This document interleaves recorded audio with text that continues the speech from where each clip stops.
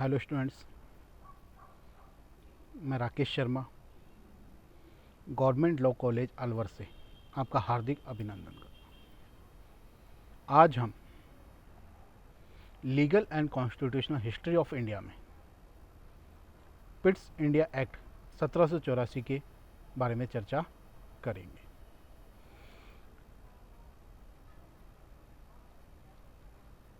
इस एक्ट को पढ़ने से पहले हम देखते हैं कि रेगुलेटिंग एक्ट के द्वारा संचालक सभा तथा ब्रिटिश पार्लियामेंट का कंपनी के कर्मचारियों पर पूर्ण नियंत्रण नहीं हो पाया था। परिणाम स्वरूप भारत में कंपनी के कर्मचारियों का भ्रष्टाचार जो था वो चरम सीमा पर पहुंच गया। ब्रिटिश संसद के द्वारा कंपनी के कार्यों पर उचित नियंत्रण, साथ ही कंपनी के कर्मचारियों पर उचित नियंत्रण रखने के उद्देश्य से ही 1784 में पिट्स इंडिया एक्ट पारित किया गया। इस एक्ट के द्वारा कंपनी के संविधान में महत्वपूर्ण परिवर्तन किया गया, जिसका उद्देश्य पार्लियामेंट के द्वारा कंपनी के मामले में उचित नियंत्रण रखना तथा कंपनी की जो संचालक सभा थी उसको शक्तिशाली बनाना इस अधिनियम का मुख्य उद्देश्य था। इस अधिनियम के मुख्य प्रावधान पर हम चर्चा करते हैं। तो सबसे पहले हम देखते हैं कि इंग्लैंड में एक बोर्ड ऑफ कंट्रोल की स्थापना की गई। इस बोर्ड ऑफ कंट्रोल में 6 सदस्यों की नियुक्ति का प्रावधान किया गया, जिसमें एक सेक्रेटरी ऑफ स्टेट तथा चांसलर ऑफ एक्सचेकर के अतिरिक्त 4 सदस्यों की जो नियुक्ति की गई। यह जो नियुक्ति थी ब्रिटिश सम्राट के द्वारा प्रिवी काउंसिल के सदस्यों में से की जाती थी। ये जो सदस्य थे ये ब्रिटिश सम्राट के प्रसाद पर्यंत तक अपने पद पर रह सकते थे। बोर्ड ऑफ कंट्रोल की गणपूर्ति के लिए कम से कम 3 सदस्यों की उपस्थिति आवश्यक थी।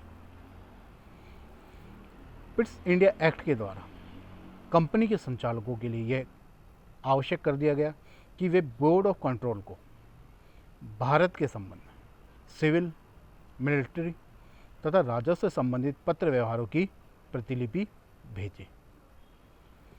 संचालकों का कोई भी आदेश देने से पहले बोर्ड ऑफ कंट्रोल की स्वीकृति लेना इस अधिनियम के द्वारा आवश्यक बना दिया गया, और जब बोर्ड ऑफ कंट्रोल के द्वारा स्वीकृति दे दी जाती थी उसके पश्चात संचालक सभा उस आदेश में किसी प्रकार का कोई परिवर्तन नहीं कर सकती थी।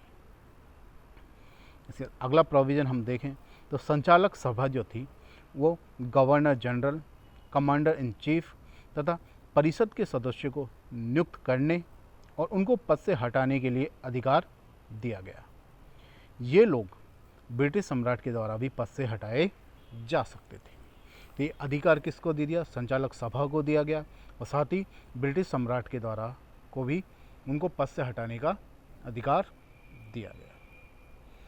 पिट्स इंडिया एक्ट के द्वारा गवर्नर जनरल के अधिकार को बढ़ाया गया तथा परिषद में सदस्यों की संख्या को 4 से घटाकर 3 कर दिया गया, जिसमें कमांडर इन चीफ को भी परिषद का सदस्य बनाया गया तथा गवर्नर जनरल को बाद में रखा गया।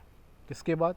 कमांडर इन चीफ के बाद में गवर्नर जनरल को रखा गया। पिट्स इंडिया एक्ट 1784 के द्वारा भ्रष्टाचार के उन्मूलन के उद्देश्य से भी यह आवश्यक कर दिया गया कि कंपनी के अधिकारी जो हैं वो सेवाकाल समाप्त होने पर अपनी संपत्ति का ब्यौरा दें, और सेवाकाल में उन्होंने किसी प्रकार का कोई उपहार स्वीकार नहीं किया है, इसके बारे में उनको ब्यौरा देना पिट्स इंडिया एक्ट के द्वारा कंपलसरी कर दिया गया।